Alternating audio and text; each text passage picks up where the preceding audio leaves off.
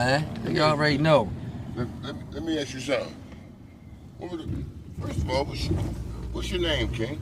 My name Erick Ross, a.k.a. Twin, Madison Square Buccaneer, one of St. Francis finest, East Baltimore finest, however you want to put it.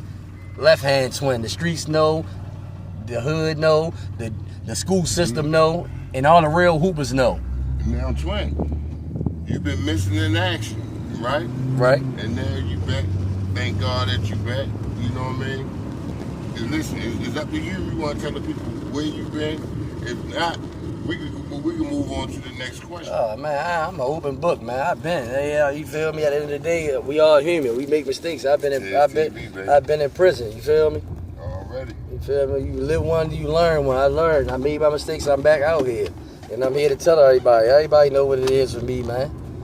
Now let me ask you something. When the first time how old was you when you first touched the ball? My first touch the ball, I'm gonna honestly say that I remember. I maybe was like 5. 5. And you know, and for the people that don't know, this is a twin you talk to. Can you tell the people your twin name? Oh, my twin name Derek. Went down Southern High School. 2 different schools. I went to St. Francis. He went to Southern. We're gonna get into all that. Why y'all went to a different school? We're gonna get into all that. Now let's roll it back a little bit, just a little bit. Now you started out young. What school? What rec did you play for? I played for Madison Square. I'm a Buccaneer for life. And do you remember your coach? My coach was Henry Powell, Sarge. Already, Coach Sarge. Coach Sarge, one of the best coaches that ever did it. And already, and don't get enough. You don't get enough. Don't get his credit, but he one of the best that did it. He made me one of the best players. I feel like he made me who I am. Now we're gonna get that. We're gonna get into that too. Now listen here. I was older than Twin, so I'm saying these guys when they was babies for real. I mean really babies. Now I also understand that y'all played together all middle school. Can you tell the people the names that you played with and some of the guys that you played against? Oh yeah, it was middle school. It was me, Worm, Antoine Williams, Ice, Juwan Robinson, Renardo Dickinson, Big Nardo, and we had Joey Marshall, Joe Tight, all of them. We played 3 years in a row, Dunbar Middle School, undefeated, never lost a game, 3 years in a row. Hold on, say it again. You gotta say it again. 3 years in a row. 3 years in a row. We played against everybody. We played against the Mellows, the Will Scotts. We played against the. Did y'all play against Chicken Pen? We played against everybody. We beat the shit out of Chicken Pen. Just to put you on that tip. Somebody was sick. Beat the shit out of Chicken Pen. Yeah, the principal was sick because he should have canceled that game. That's what happened. The principal was sick because he shouldn't have scheduled that game because we beat the shit out of everybody 3 years straight. Now, Twin, in the summertime, you grew up in the legendary, I'm talking about in a pot of East Baltimore. Well, I'm talking about this competition everywhere you turn around, especially at the guard position, 1 or 2. How was that coming up? Did you always feel like you had some pressure? Or you was, I'm relaxed, I got this? It's always going to be pressure in the sport because you always think about somebody working harder than you or somebody doing more than you. But at the end of the day, like we was instilled in us, like when nobody better than us, and that's our mentality. Like only people gonna beat us is us, and that's how we had it. Like that's what it was. If we lost, we beat us. Nobody else in the city couldn't beat us.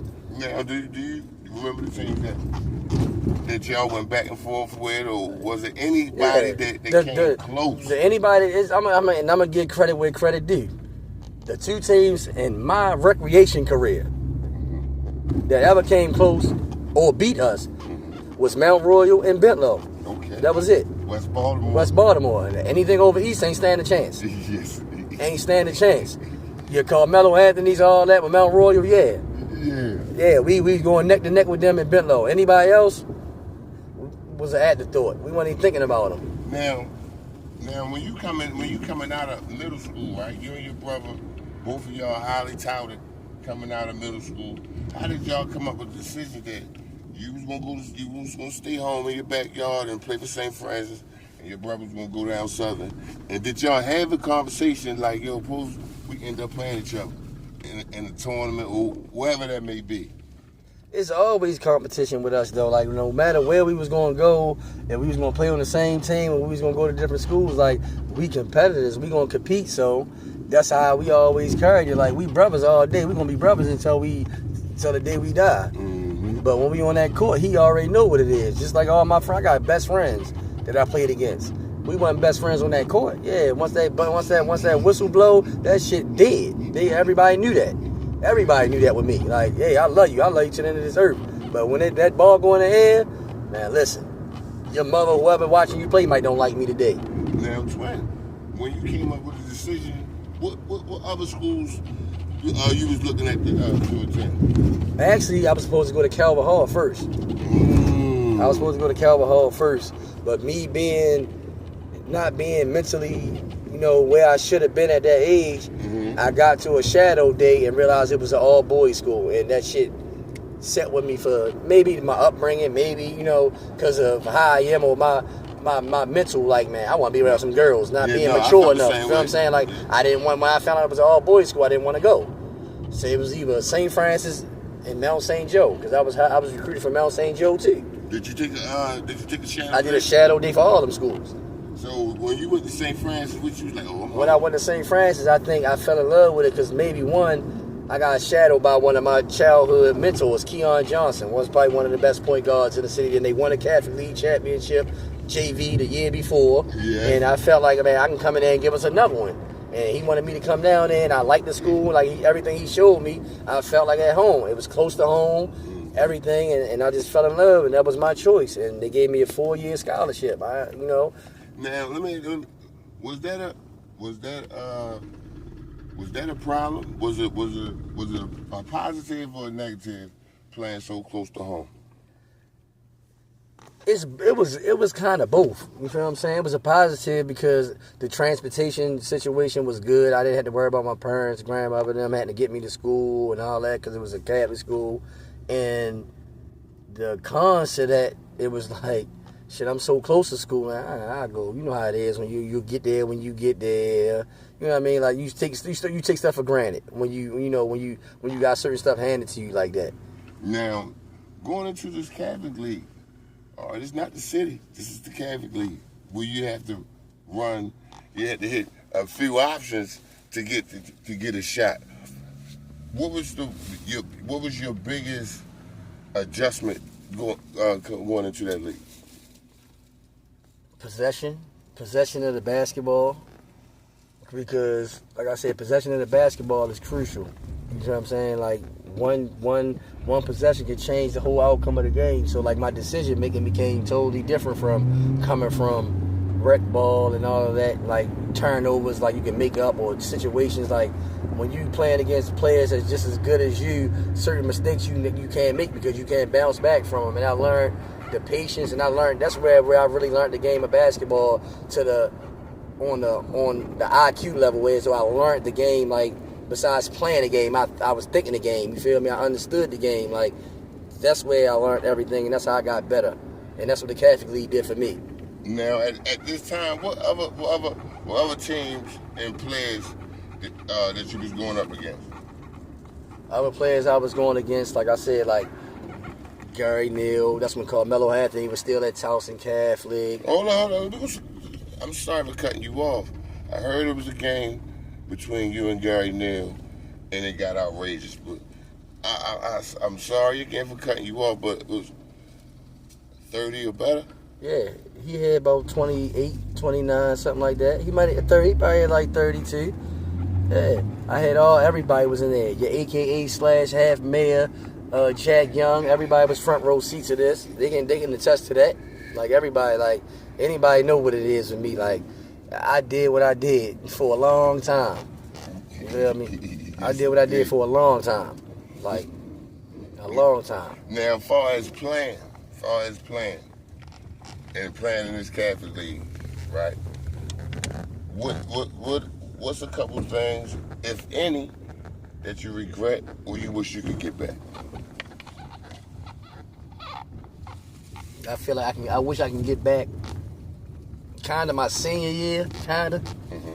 I wish I can get back my senior year because just for the simple fact that I felt like I already kind of knew what was in store for me, so I got really complacent. Okay. You feel me? About like the season, the rest of the season. I didn't give up on my team, but once I already knew where I was going, what school I was going to, I already knew I was going prep. You know what I mean? Mm-hmm. I already knew I was going to prep school, so it was like already set in stone.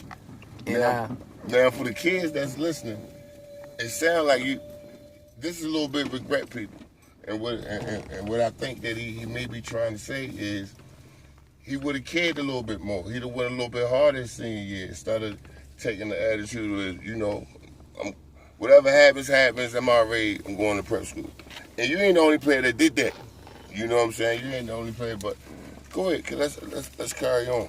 Yeah, like I said, like man, like I done played against some of the toughest players in the country. I done played against them. AAU, all of that. Let's talk about it. All of that. Like I done played against some of the toughest players in the country. I'm talking about whether it was AAU, whether it was Sunny Hill in Philly at Temple University, all that. Like, I done played against them. Now listen, we gonna get into that. This was just part one, good people. We're gonna get into the meat and potatoes. If you have any comments, go ahead and put your comments. I'm gonna get back. I'm gonna read them. I'm gonna pass them right along to Twin. And y'all stay tuned. Coming live for Taz TV.